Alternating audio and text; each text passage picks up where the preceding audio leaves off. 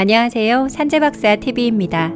근로시간이 일주 52시간으로 적용되고 있으나 여전히 우리 주변에서는 3교대 근무나 연장, 야간, 휴일 근로까지 주 52시간 근무시간이 지켜지지 않은 채 과로하는 근로자분들이 많습니다.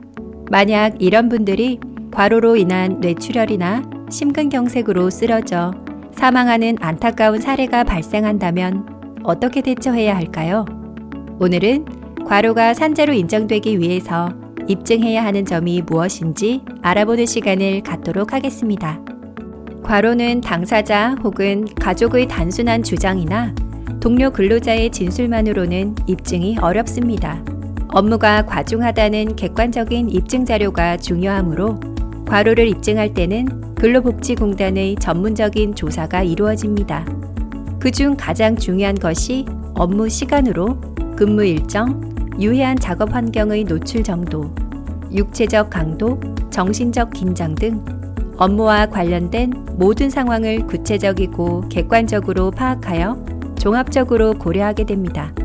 업무 시간을 판단할 때는 근로계약서, 작업일지, 교통카드 기록, 사업주와 동료 근로자의 진술, 블랙박스, CCTV, 로그 기록, 이메일, 카카오톡, 문자, 통화 기록 등 가능한 모든 자료를 활용하여야 합니다.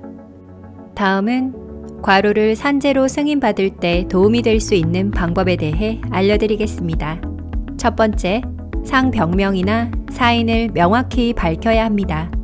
해당 상병이 어떤 사유로 발병했는지, 기존 질병에 의한 발병인지, 다른 원인에 의해서 발병하였는지를 확인하여야 하며, 기존 질환이 아닌 과로에 의하여 발병했다는 연관성이 있다면 업무상 질병으로 인정받을 수 있는 가능성이 높아집니다.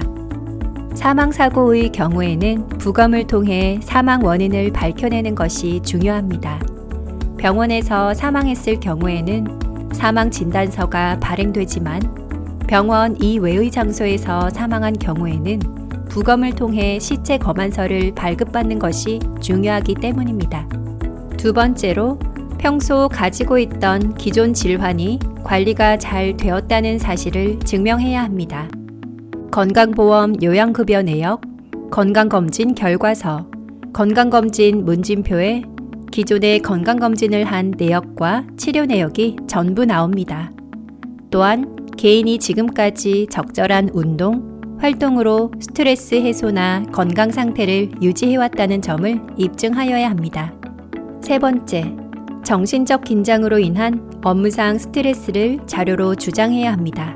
과로를 입증하는 데에 가장 중요한 자료는 업무 시간입니다. 그리고 업무 시간 외에 부차적으로 주장할 수 있는 것이 정신적 긴장에 의한 스트레스 요인입니다. 그렇기 때문에 평소 정신적 긴장을 동반한 업무를 수행해 왔다면 정신적 긴장에 의한 업무 스트레스 자료를 주장할 필요가 있습니다. 네 번째로는 과로사에 대한 산재 인정 기준을 파악하는 것입니다. 산업재해로 과로사가 인정되어 산재 보상을 받기 위해서는 근로복지공단의 지침에 따른 업무시간 기준을 충족하는 것이 무엇보다 중요합니다. 다음은 과로로 인정될 수 있는 산재의 유형입니다.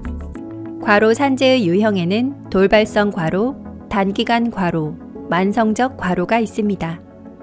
세 가지 유형 중 단기간 과로와 만성적 과로에 대해 간단히 이야기해 보자면, 단기간 과로는 근로자의 업무가 단기간 동안 업무상 부담에 해당하는지 여부로 결정됩니다.